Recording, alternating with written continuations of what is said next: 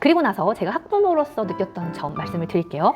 정말 많은 부분들을 학교에서 해줘요. 준비물 같은 경우에도 그렇고 진짜 많이 챙겨주고 해주고 하는 것을 제가 더 잘 알잖아요. 교사이기 때문에. 그런데도 불구하고 옛날에는 어떻게 학교 다녔는지 모르겠는데 되게 힘든 거예요. 네, 안녕하세요. 초등생활 처방전 이서윤입니다. 벌써 2025년이 되어가는 것 같은 느낌, 2024년이 저물어 가는 것 같은 느낌. 참 시간이 빠르다라는 그런 생각이 드는데요. 오늘 영상은 위치학 아이들을 둔 부모님, 초등학교 입학을 앞둔 아이들을 둔 부모님들, 양육자분들께 도움이 되는 영상이 되지 않을까 생각을 합니다. 그동안에 제가 교사 입장에서 말씀을 드렸다라고 하면은 저희 아이가 학교를 입학하고 따끈따끈하게 이 초등학교 1학년을 보냈지 않습니까? 그래서 입학하기 전에 어떤 것 세 가지를 준비하고 갔는지 짧게 말씀드리고 막상 입학을 해보니 이러한 것들이 느껴졌다 하는 이 느낀점 세 가지를 말씀드리고자 합니다. 저희 아이는 불안도가 굉장히 높은 편이라서 입학하기 전에 특징상을 보였었어요.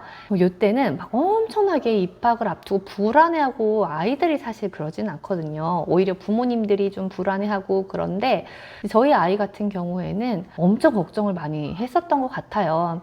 저도 걱정이 당연히 많이 되죠. 그러니까 아이의 입학이 걱정이 된다라기보다는 불안해하고 걱정을 하는 아이의 모습이 걱정이 됐어요. 우리가 변화라든지 불안한 거가 막상 닥치면 오히려 괜찮아지잖아요. 그 전에 훨씬 더 불안하죠. 그래서 막상 닥쳐서 입학을 하고 겪어 나가면 오히려 괜찮아질 것이다 라는 그런 생각과 믿음이 있었고, 실제로 입학을 하고 나서 심했던 증상이 확 거의 줄어들더라고요. 그래서 정말 다행이다라고 생각을 했고 잘 적응을 했습니다. 근데 입학 전에 이 세 가지 준비를 어떤 것에 중점을 두고 했냐. 첫 번째는요, 스스로 하는 연습이죠. 학교에 가면은 당연히 혼자 해야 할 것들이 많고, 사물함에 넣는 거, 수업 전에 준비하는 거, 젓가락으로 혼자 밥 먹는 거에서부터 해서 혼자 해야 될 것들이 훨씬 더 많기 때문에 혼자 할 수 있는 기회를 많이 주었는데요. 이것도 초등학교 입학을 앞두고 있다고 해서 좀 강박적으로 너 초등학교 입학을 하는데 그런 거 혼자 못해서 해야 되겠어? 혼자 해봐. 이렇게 너무 불안하게 시킨다기보다는 조금 더 기회를 준다. 이 정도의 선에서 혼자 해볼 수 있는 그런 시간을 가졌으면 좋겠습니다. 그 다음에 두 번째 같은 경우에는 인사하고 요청하는 연습이었습니다. 선생님께 안녕하세요 크게 인사하고 친구들한테 안녕하고 인사하는 것이 작지만 정말 큰 사회성의 연습이거든요. 그래서 인사하는 연습 했었고, 그 다음에 자기가 불편한 게 있거나 도움이 필요한 일이 있을 때 선생님 도와주세요. 그리고 친구들한테 하지 마. 이렇게 자기 주장을 하고 의견을 표현하는 것들 연습을 했습니다. 그 다음에 세 번째는요, 학습적인 준비죠. 학습적인 준비는 한글 같은 경우에는 맞춤법 정확하게 알고 받침을 정확하게 읽고 정도는 아니지만 얼추 이런 거 이렇게 읽구나 정도로 읽는 연습을 하면 훨씬 도움이 많이 되고요. 1학년 입학해서 또 한글을 천천히 1년 내내 차근차근 배울 거니까 너무 걱정은 안 하시고, 그래도 기억이랑 아랑 합해져서 가다 이런 것들은 읽을 수 있으면 훨씬 더 아이도 학교 생활하기에 편하죠. 그리고 수학 같은 경우에는 1부터 100까지 숫자를 읽어보는 거, 그리고 한 자릿수의 덧셈, 뺄셈 정도의 연습입니다. 그래서 제가 저희 아이 입학 준비를 위해서 만든 교재가 있잖아요. 여기 안에 학교 생활 편이랑 학습 편이 있는데 정말 이것만 딱 하고 가면 되게 만들었거든요. 제가 어쩔 수 없이 이게 책의 광고처럼 말씀을 드리는 게, 아무래도 학부모님들을 오랫동안 만나다 보니까, 그리고 저희 아이를 키우고 학생들을 만나다 보니까 필요한 부분이 뭐다라는 생각에서 그것을 책으로 만들게 되고, 그리고 어떻게 준비해야 될까요? 라는 질문을 해주신다면은 이런 책을 만들었으니 한번 사용해 보세요 라고 말씀을 드리게 되는 거예요. 입학 몇 개월 남았으니까 한번 차근차근 한 장씩 풀어가고 이렇게 요청을 연습하고 이 정도의 학습을 해가면 충분하구나 라는 그런 느낌이 오실 겁니다. 그리고 나서 제가 학부모로서 느꼈던 점 말씀을 드릴게요. 첫 번째는요, 학교 행사라든지 가정통신문을 따라가는 것이 생각보다 벅차구나 라는 그런 생각을 했어요. 1학년이 되면은 아이들이 유치원 때보다 훨씬 더 일찍 끝나서 정신없고 힘들다라고 하잖아요. 1학년 때 워킹맘 같은 경우에는 휴직을 많이 하세요. 정말로 1학년 때는 특히 초반에는 손도 많이 가고 정신이 없는 것 같아요.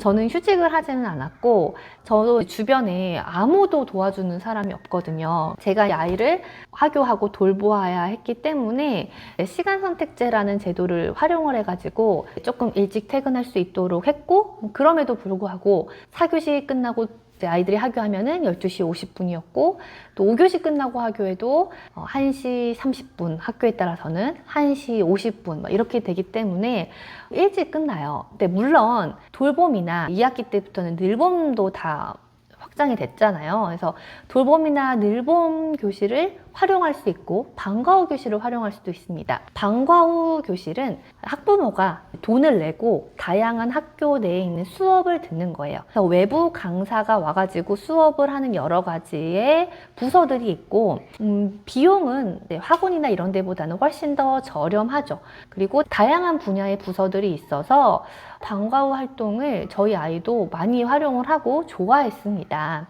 그리고 돌봄 교실은 돌봄 교실 안에 돌봄 강사 선생님께서 계셔가지고 아이들 학교에서 나오는 간식 먹고 그리고 숙제도 봐주시고 주변에 같이 하는 친구들이랑 놀고 하는 그 돌봄 교실, 원래 돌봄 교실만 있었어요.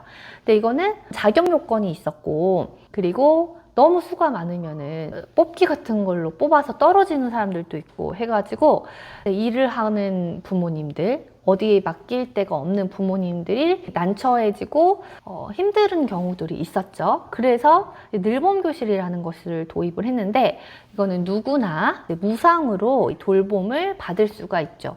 그래서 그 늘봄 교실 안에 프로그램들도 있고 오후에 학교에 더 있을 수 있게 된 것은 사실입니다. 그래서 조금 더 나을지도 몰라요. 근데 저희 아이 같은 경우에는 학교에 더 오래 남아있기 힘들어했고 그래서 방과 후 활동 같은 것들을 하면서 시간을 조절을 했었어요. 근데 정말 많은 부분들을 학교에서 해줘요. 준비물 같은 경우에도 그렇고 진짜 많이 챙겨주고 해주고 하는 것을 제가 더 잘 알잖아요. 교사이기 때문에. 그런데도 불구하고 옛날에는 어떻게 학교 다녔는지 모르겠는데 되게 힘든 거예요. 가정통신문 언제까지 내라고 한 거 내고 그 다음에 뭐 준비물 많진 않지만 챙겨가야 되는 것들 챙겨가고 숙제 많지는 않지만 해야 될 것들 하고 하는 게 이거 생각보다 힘들구나 라는 그런 생각을 했어요. 그리고 학교에 직접 찾아갔던 거는 입학식 때 그리고 학부모총회 공개 수업, 학부모 상담, 학교 축제 이렇게 갔습니다.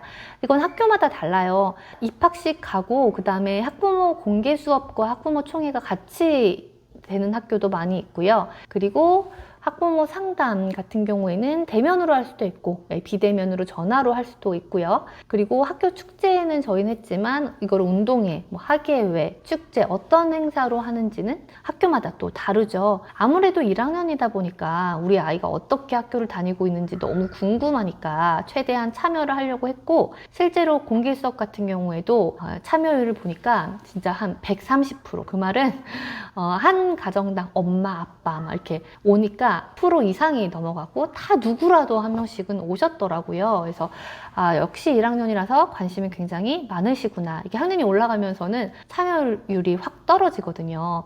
이렇게 학교 열심히 왔다 갔다 하면서 우리 아이가 어떻게 학교 다니는지 보고 학교한 거 받아가지고 같이 놀이터에 나가서 놀고 정신없는 그런 시간들을 보냈던 것 같고요. 그래서 학부모 입장에서도 생각보다 쉬운 일은 아니구나 라는 거를 한번 느꼈습니다. 그 다음에 두 번째 같은 경우에는 1학년이 생각보다 애다 라는 거를 느꼈어요. 이 교사 입장에서 보는 거랑 부모의 입장에서 보는 거랑은 정말 다르더라고요. 그러니까 부모의 입장에서 내 애로 보는 거는 정말 너무 애인데 아직도 애인데 라는 그런 생각이 들었어요. 그래서 저희 애가 2학년 이 나이가 되고 보니까 이제는 조금 더 1학년, 2학년 친구들 다른 3학년, 4학년 이런 친구들까지도 전체적으로 어려 보이는 효과 생기는 것 같아요. 근데 그 전까지는 어리다라는 생각을 못 했거든요. 그래서 1학년 애들도 자기 숙제나 준비물 챙기는 건 물론이고 다양한 부분에서 울기도 많이 울고 아직 1학년 친구들 많이 어리구나, 애구나 라는 생각을 했고요. 그렇지만 1년을 보내고 나서 확실히 정말 달라지더라고요. 정말 성장을 하고 크고 해서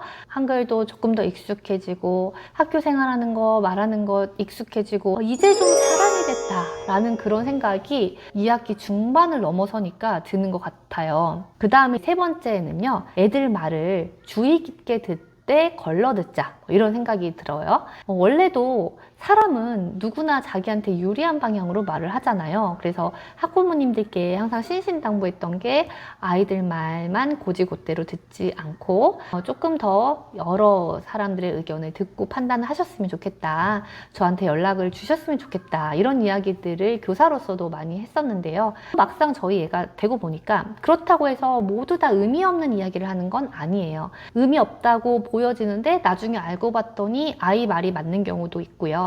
또 의미 있다고 봤는데 나중에 알고 봤더니 별로 의미 없는 그런 얘기도 있다라는 거예요. 그래서 아이 말을 주의 깊게 듣되 걸을 건 거르고 다시 한번 확인할 건 확인하고 이러한 과정들이 꼭 필요하겠구나 해서 편안하게 대화를 할 수 있는 그런 상대가 되는 게 정말 중요하다라는 그런 생각을 했습니다. 이 불안한 것도 점차 시간이 지나면서 학부모님들도 학생들도 다 괜찮아지고 아이들이 정말 많이 성장한다라는 거를 또 한번 느꼈습니다. 우리 초처방 부모님들, 입학을 앞두신 부모님들, 이제부터 초등학교 생활의 시작이고요. 저와 함께 하시면서 이 초등생활 6년을 보내셨으면 좋겠어요. 입학을 하고 나서 각 시기별로 어떤 것들을 좀 준비해 줄지, 그리고 부모로서 어떠한 것들을 주의하면서 아이들을 대하고 또 아이들과 좋은 관계를 유지하기 위해 어떤 것들을 하면 좋을지, 아이들의 학습을 위해서 필요한 것들 무엇을 같이 하면 좋을지, 이런 것들 앞으로도 꾸준히 초등생활 처방전에서 나눌 테니까 함께 앞으로 6년 같이 하셨으면 좋겠습니다. 오늘 영상도 도움이 되셨으면 좋겠습니다. 저는 다음 영상에서 뵐게요. 안녕히 계세요.